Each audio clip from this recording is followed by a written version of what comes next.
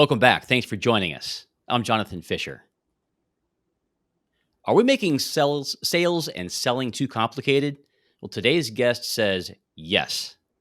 Kate DiLeo is a brand architect, a best-selling author, and the founder of the Brand Trifecta, the branding SaaS product that's helped thousands of organizations craft brands that bring more prospects to the table and more customers who buy. Kate's approach is rooted in the belief that brand is the path of least resistance when it comes to sales. And today we're going to talk about ways you can eliminate overly complex and ineffective sales pitches and instead deliver a simple yet provocative message that creates conversations that convert. Kate DiLeo, what a pleasure to have you on the Evolve Sales Leader today. Welcome. Well, thank you so much for having me. I'm thrilled to be here today with you. Yeah, we're thrilled to have you. So I always love to start with a little bit more about the guest. You have an interesting entree into the world of business sales training and authoring books to help in selling. You didn't even start in sales, did you? Tell us about your background, if you would. So this is, I call myself kind of an accidental brand strategist because I don't know. I mean, raise your hand if you have no idea how you got here at a certain point in your career. But I did not go to school for sales. I did not go to school for marketing or branding. I actually, if you rewind, Jonathan, you and I have a similar history in the sense that we have a passion for academia. And I had intended to pursue a PhD in linguistic anthropology, which is really the study of how language shapes culture and how culture shapes language. But here's what happened. And how it got me here is, interestingly enough, at that time, as I was about to start graduate work and post-grad studies, the market crashed. And I had a professor that looked at me and said, Kate, we love you. We're so glad you're here. But the reality is there might not be very many roles for you in academia by the time that you're done with this, your studies. It's probably worthwhile for you to leave academia for a little bit, go and get a job, pay off your undergraduate debt, and then, come back. So, of course, my Italian father was like, yes, please leave my house. Please go get a job and come back.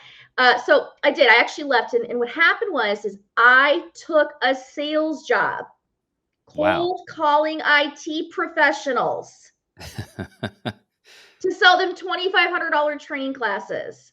Wow. That is how I got where I am. And there's more to the story that we can unpack there. But I started my career in outbound sales in the glory days of just, they threw you to the wolves. And I fell in love with sales and I fell in love with branding because of that. Well, I mean, if you're going to start in sales, you might start off with something easy, like cold calling IT guys to sell them training. I'm kidding, Right. of course. I mean, clearly they love to be called. Clearly they love to be sold to. That was the dumbest sales job I could have taken, right? But you know what? There weren't any options at the time. Yeah. And what's so funny is with that job and how it got me here was, they give you like 2 weeks of training and they give you all your sales scripts. And they're like, okay, here's a database of 10,000 leads. Here's your 5 scripts that you can use. Here's some email templates. We're going to sign your whole database up for a drip marketing campaign in Eloqua. God bless, good luck. And so I start smiling and dialing, 40 to 60 dials a day. And I'm 2 weeks into this new job, Jonathan, and I'm going, this is not going too well. I'm going to be out of a job before I get a first paycheck here. And so here's what happened. And I promise this is a point, but I'm 2 weeks into this job and being a bit of like a type A problem child that I was, I went rogue. And I basically thought to myself, you know what? I'm going to throw out their scripts. I'm going to unsubscribe the database entirely from the drip campaign because I figured out how to do it. And I sat back and I thought, I'm going to try my own script. I'm just going to sit back and think about if I were at the other end of this phone call, what in the world would I want to know to remotely have a conversation? And so I tested out a theory of telling people 3 quick things in the first 15 seconds that I've now spent the last decade of my life teaching organizations, both sales leaders and founders and marketing leaders. And it's called the Brand Trifecta, but really all I did was I called him up, Jonathan, and I said, hi, my name's Kate. I'm with such and such organization. This is what we do. This is how we can solve your problem. And this is how we're different. 1, 2, 3. And I shut up. And it worked. And I started to get the responses of, hey, Kate, I'm in the middle of a project, but can you call me back? Click. Hey, I'm not ready now, but can you email me in 6 months? I actually ended up going on to run a $1.5 million a year pipeline. And I actually sales quota, and I was over 100% month over month, just by getting out of the weeds here and getting down to the basis of what that other person really wanted to know to remotely want to have a conversation with me. Nice. That's a really cool story. So, I mean, you just cut to the quick, Yeah. and now that's real pipeline. So let me back up a little bit. Why do you think, since I mean, the premise here is that most are overcomplicating things, why do you think most professionals in a similar role to that are adding so many additional steps? Well, I think there's a number of layers to that question. I think the first thing is that many of us have a strong sense of FOMO. We have a strong sense of fear that if I don't tell everybody everything about the features and benefits and all of the things of what we sell, whether it's a product or a service, that, oh my God, they're not going to get it and they're not going to want to buy. But the reality is that actually inundates people with what I call megaphone marketing. Have you ever been on the other end of that, where you go to somebody's website even? Mm, Jonathan, do you remember the days of like those ClickFunnels websites where it was like 75 pages long? You're like, I yeah. don't even know what to click, right? 72 buttons and 5 videos and offers, and you're just going, what am I supposed to follow? But Mm. I think we do this as sales leaders because we have a deep fear sometimes, or we're told that if we don't get everything in there, they're not going to see the value. Yeah. Yeah. Right. Well, and there's also, would you agree, there's just some momentum from the way things have been done, right? And I there's agree. not a clear strategy in mind that people are following. Absolutely. Absolutely. And now we've got AI tools and all sorts of information about how we can craft an email and how do we break through the doors. At the end of the day, though, we have to remember that business is a conversation and it's not a transaction. And so I think the number one thing that we have to always keep in the back of our brains is it is not so much about telling somebody as it's much about inviting them into a brand conversation in that first 30 seconds with a series of pieces of information that are highly provocative. Meaning, if I deliver the first line and say, here's what I do, does it provoke that person to go, really? What do you mean by that? Whether they read it or whether we're in a conversation, right? Hmm. I think it's about allowing room and space for that other person to react and to interact. That's where the magic happens. Mm. Well, and when you say conversation, just to kind of frame this properly to your methodology, we're not talking about you're going to catch somebody in the middle of something and you're going to end up an hour later and you're best friends. We're talking about that they don't just brush you off or see no importance in continuing with you. Mhm. Obviously, we have to be organized and plan over the long haul. Um, it's interesting because there's kind of like two different dynamics. When you're prospecting, you want it to never end. You want to, hey, let's talk Of more course. to a certain extent. When you're selling, you want to be able to pitch and close and tell me yes or tell me no. Please don't tell me maybe. And it's almost like you have to have that ability to switch that off. Maybe is that part of the issue? Are we overly transactional and just on our end, maybe we're too ready to move on, rather than be willing to have that longer term goal in mind with each contact and maybe see, hey, there's a Mhm. little bit of a thread here we can continue to pull on. Yeah, I think in both situations, what I always try to think about is the order of operations of what we say, the order of operations of content. So let me use a marketing perspective for just a second to give context. So marketers often think about the content we're putting out into the world, right? Or what information we're putting out, whether it's on a website or, white papers, blogs, ebooks, email templates that they're giving sales teams, documents, so on and so forth. Okay. Now, the reality is that when we talk about a brand pitch, I'm really talking about the tip top of that iceberg of what do you say in the first 30 seconds to get that person to want to have the conversation. When we think about the rest of that conversation that you could have, whether somebody has pre qualified themselves or not, it's really recognizing that they may need more information depending on their decision making style. They may need to read the white paper or have you send them a blog post or want to have a second conversation. But at the end of the day, prospects who are highly qualified will hear that pitch at the beginning. Tell me what you do. Tell me how you solve my problem. Tell me how you're different. And they're going to self select in to get to the bottom line of how it works and what it costs quite quickly. So here's the thing is if you follow that order of operations, you're actually asking yourself the question too, I think as a sales leader is, am I even speaking with a qualified prospect that's remotely ready to buy or not? Yeah, this is it. I mean, this is part and parcel to the key role of being, a building pipeline. You've got to know who the decision makers are, who all of the other shareholders are in the process, and it's not always based on title. Maybe not even No. usually entirely based on title at all. I mean, you have to know who are the real movers and shakers in that organization and what their style is like. Now, you've given us a good framework here for simplifying. Could you give us something on content then? So, if I'm going to grab and hook somebody with that initial, here's who we are, and here's what we do, and here's how we solve your problem. Here's how we're different from other people. Um, well, what are some of the things you can say, because that may or may not be done well, right? So how do we do that the right way? Yeah, absolutely. So, okay, so let me give you kind of how that shows up in marketing language. So, I think we've all heard of like what a tagline is. So, a tagline at its best level of defense is your first line for an organization that's supposed to address the question, what do you do? We blank, we tagline. Now, I'll tell you that Nike can get away with just do it because Nike has a strategy of being not just a consumer product brand, but actually being a lifestyle brand. There's a lot we could talk about there, let me tell you. But I want you to remember that the first thing that somebody wants to know is, what do you do? In fact, here's the silly story. Jonathan, you and I meet in a Zoom room, right? Mhm. Or we meet at a Chamber of Commerce meeting and we shake hands like, oh, it's so nice to meet you. It's so nice to meet you. What is the first thing that you're going to ask me? What do you do? Every time. So, Mhm. have you ever had somebody ask you what you do and you start telling a complex story, and partway through, you're about 5 seconds in, you're like, oh crap, I lost him. You can see like the eyes glaze over. Have you ever had that? You're like, oh, shoot. Or on the opposite side, have you ever said something simple like, I'm in sales? And you can kind of just see that they're not like, okay, great. That's okay, cool. And they're ready to move on, right? They're done with the conversation. Okay, so Yeah. well, how do you strike the middle ground? So Mm. realistically, we need to deliver something that's about 5 to 7 words long, maximum. A tagline is about 5 to 7 words that says, this is what I do. Let me give you a stupid example. All right, I'm a tax company, right? So if I just said we do taxes, not super compelling. So how do you flip that on its head to speak to the value and the promise of what you do for somebody else? Instead, I might say something like, we make compliance effortless for small to mid-sized businesses.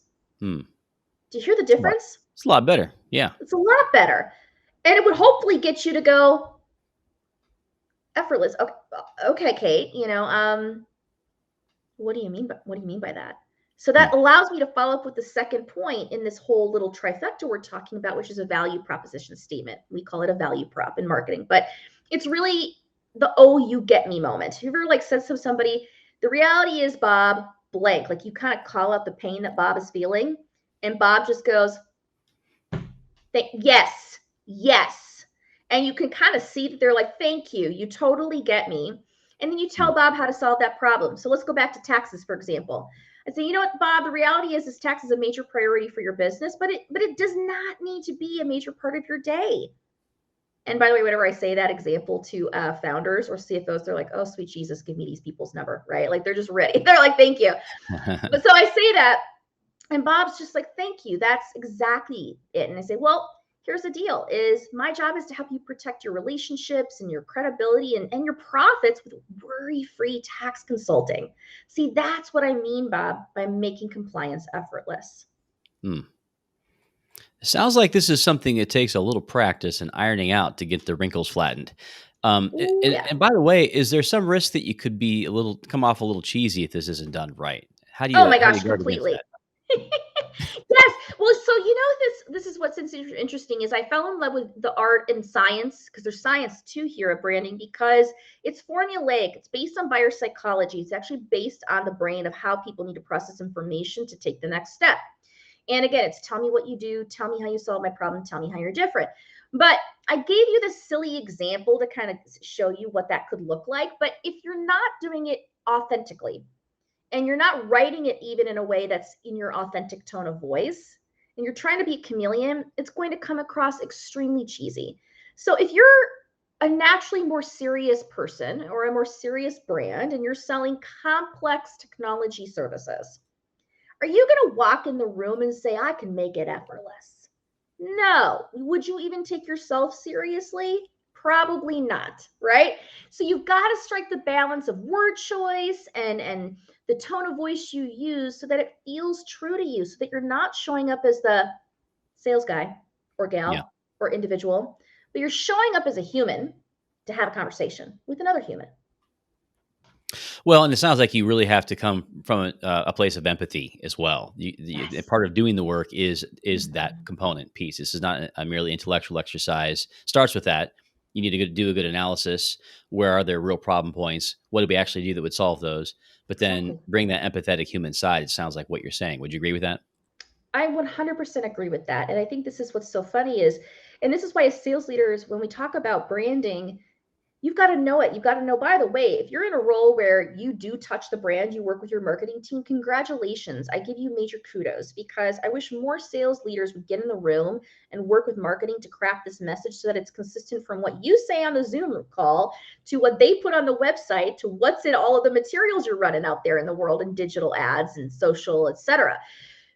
Brand absolutely is something that sales leaders should know in and out and be a part of crafting so that it is authentic. So the people that are getting on that call are speaking to that same messaging of what really is going to resonate, that you hear day in and day out on a phone call with your prospects and your clients of, yes, it's exactly what I'm dealing with. It's got to be empathetic and human.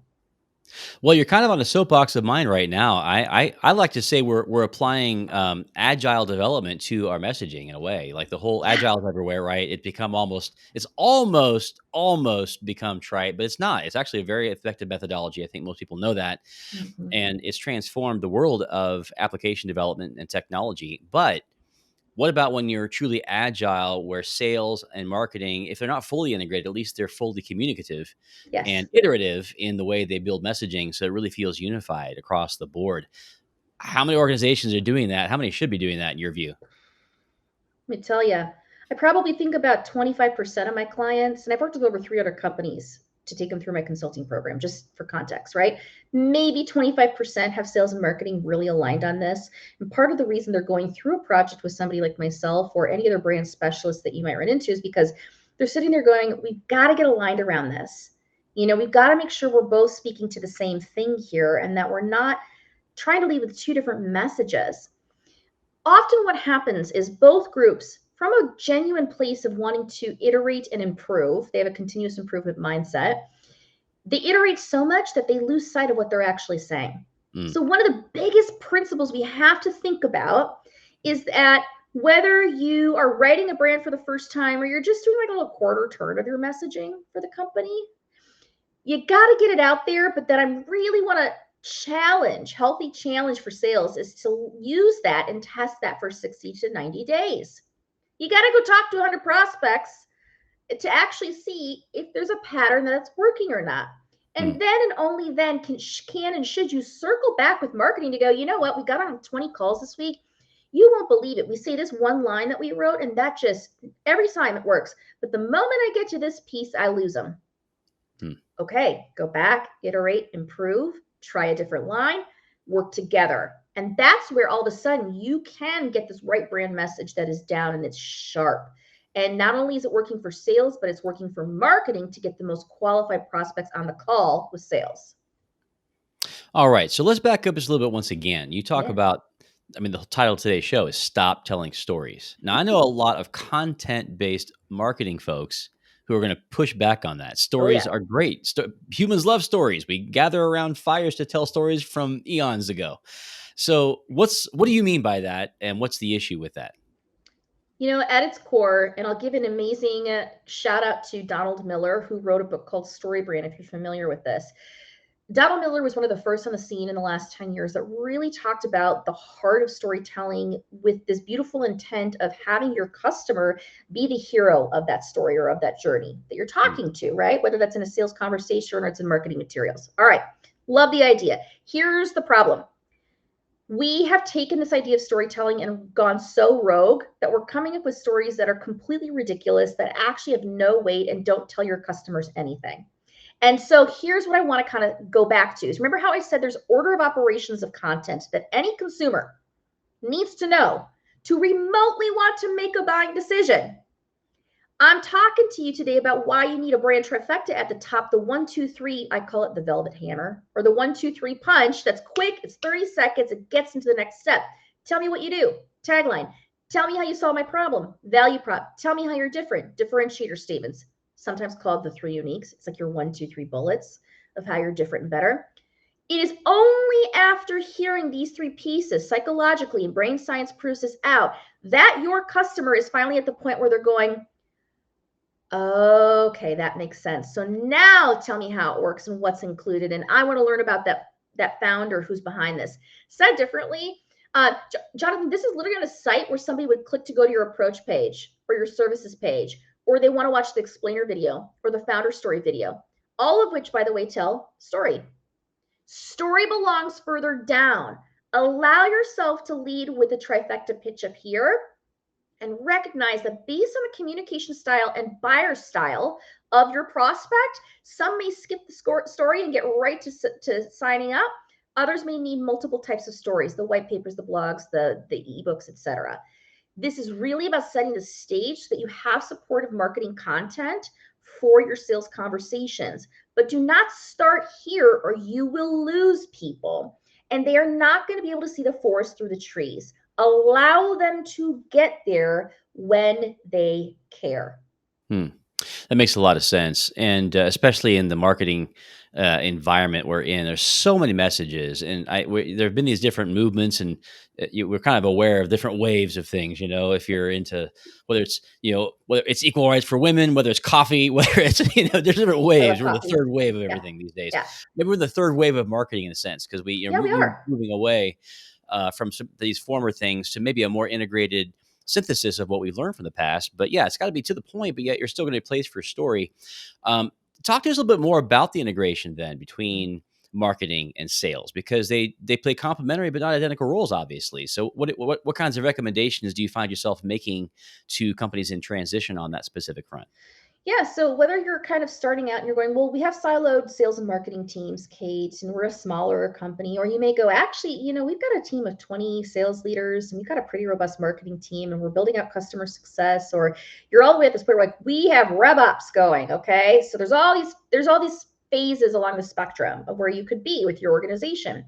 I think the number one thing is actually creating a cadence of healthy communication with marketing and having a planned agenda for those communication calls. So for example, one of the biggest recommendations I tell teams is, when's the last time you bought each other lunch or sent virtual Starbucks cards? Like let me tell you, pizza goes a long way. And I giggle at this, but do you remember pre-COVID, we all used to do this. We'd buy lunches, right? We would go out if you were all in the same location. What I used to do, and that I've had my clients do, is get together with marketing and specifically sit down and say, here's what we should do for 30 minutes. We're going to chit chat. We're going to catch up. We're going to build the human connection here between both teams. But we're going to tell you what we're finding on sales calls with the specific things in the scripts. We're going to show you what lines are resonating. We're also going to show you that those personas that we got, that you helped us build, what's sticking and what's not sticking. Where are we seeing some delineation? And can we come up with an agenda of when we can get an updated script to go test? It was the most practical thing, but it works. And all of a sudden marketing goes, holy moly, eureka, like this is great. Let's go test that line and A/B test it in an ad over here. Let's see if we drop that into social and see what happens on one of our posts. So marketing can take feedback from sales and pull that in. Vice versa, you need to be aware that marketing can give you feedback of what they're seeing as well. Surprisingly, I had a client that all of a sudden they said, well, sales said, well, we love this message over here. This is working really well. So marketing said, okay, let's take this. We've judged it up with Kate. Let's go back. Let's try to see if we can push this over here to bring in the right level of prospects. They weren't getting it. We found out that apparently that message only worked in certain rooms for certain peoples. It happened to work in more of like one-on-one customer settings or referral settings or like CEO mastermind groups. So instead, we recognized that we had to build a second layer of messaging for end consumers over here. And so see, this is why sales has to also talk to marketing, but marketing was then able to respond back and say, that's great, but no wonder you feel like we're giving you the wrong leads. We're taking message A and pushing it over to channel B. And we've got to somehow right that ship. That's really valuable. I would love to follow that up with another example or two where you've worked with teams and helped them up their game. Let's go back to the front end of things, in front of the spear efforts. Can you give us a before and after story? What would their pitch and approach sound like before, and what's it sound like today, and what are the results? Do you know what's so funny is the tax company literally they were like, well, we do taxes. I remember talking with the founder and I was like, how's that going for you, Matt? And he just started laughing. He's like, not very well. I'm like, okay. He's like, but he's like, I just don't know how to say it. I'm not good with words. I love to close a deal, but it's usually once I've built a relationship and had a couple cocktails with the guy. I'm like, okay. I get that. but what you say matters. And so as we judged his message, sure enough, it was crazy. He closed like 3 deals the following week after he put it live. I had another Wow. client, and this is the power of brand. This is interesting. So they sell SaaS, a SaaS product online. And previously we were seeing they had this terrible sales cycle. Like, talk about sales cycle hell. It was like 6 months. Like, are you kidding me right now? Okay. And you're just like, dear God, it was not that high price of a product. Mm. And so after implementing the brand message, they were actually down to less than 90 days for a sales cycle. Oh, wow. Yep. I have an e-commerce client that as soon as we deployed their message on their site, within 1 week, they had a 50% increase in conversion rates. And then 30 days later, back to back, they had the 2 highest sales days they've ever had. That's very cool stuff. So, I mean, cutting sales cycles in half sounds pretty good to me. When you're I selling agree. B2B, that's a huge thing. Well, excellent. Well, Kate, what a conversation it's been. It's blown by so quickly. I know for certain that the listeners want to go deeper with you. What's the number one best way they can do that? Oh my gosh, we could talk about this all day, but the best way to reach me is actually going to be on my website. You can certainly find me on LinkedIn, by the way. If you're following Jonathan and you're a fan of it, come on, find me on LinkedIn, send me questions. I answer all of those. But check out my website, www.katedeleo.com. You're going to see a ton of information out there as it relates to this brand trifecta method. I actually wrote a 120-page tactical book on it that's for sales leaders and founders and marketers to specifically go, how do you actually update your message and even your scripting? So if you're wanting to try this, that's a great resource for you. And you'll also see more information about our new SaaS product that we've developed called the Brand Trifecta.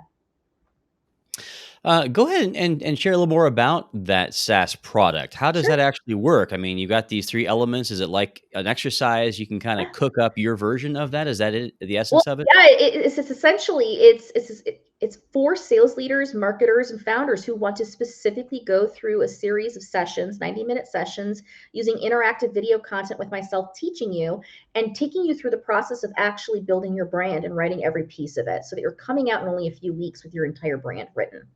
And so it's extremely fast. It's really well priced for small business. And so, and it's iterative. The beauty of this whole program is that we built it based on the last 10 years of how I've run this process to get the best possible outcomes. And you can do it by yourself or with teams, pull your marketing team in, pull the founders in, whoever else needs to be a part of those conversations. And there's just a high level of accountability, and we're going to help you every step of the way. So you're not just using death by PowerPoint or feeling like you're just stuck. The goal with this product is to help you get unstuck and come out with a better message. We'll love it. Well, Kate DiLeo, it's been a really great, value-packed Thank you. show today. Thanks for joining us and bringing more value to the Evolve Sales Leader today. Hey, cheers, Jonathan. Thanks so much for having me. It's been great. Absolutely. Well, and to your audience, thanks so much. It's been such a good run here on Evolve Sales Leader. You've made our show what it is, a success. And if you have enjoyed the content, don't forget to go back and check out some previous episodes. Wherever you like to get your podcast, whether that's Spotify or Apple iTunes, go check it out. There's a whole vast array of topics, all related to business development, especially B2B. And a big thanks to our sponsor, Overpass.com. They are the #1 resource for building a workforce virtually. From anywhere in the world, people that have great talent can help you build your business as virtual assistants, as SDRs, BDRs, whatever you need. It's amazingly fast, easy, and inexpensive to build a sales team quickly. Check them out at overpass.com. It's free for hiring managers to open your account. Well, that's going to do it, everybody.